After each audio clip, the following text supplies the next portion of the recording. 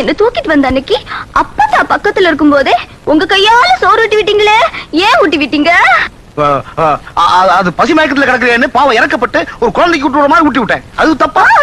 இன்னொரு நாள் ஏதோ தெரிஞ்சு தெரியாம அறிஞ்சு அறியாம அப்படி ஒரு மீனை பொரிச்சு வச்சேன்.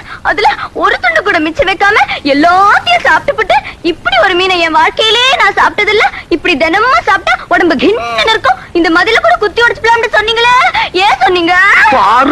அது மட்டுமா, உன்னை கட்டிக்க போறவன் ரொம்ப குடுத்து வச்சவன் என்ன பார்த்து ஒரு மாதிரி ஏக்கமா சொன்னீங்களே, ஏன் சொன்னீங்க? அதெல்லாம் போட்டோம். இப்ப இப்ப எல்லார் கண்ணு முன்னாலையும் கட்டின பொண்டாட்டிய கைய பிடிச்சு இழுத்துட்டு போற மாதிரி தர தர தர தர தரன்னு இழுத்துட்டு போனீங்களே, ஏன் இழுத்துட்டு போனீங்க?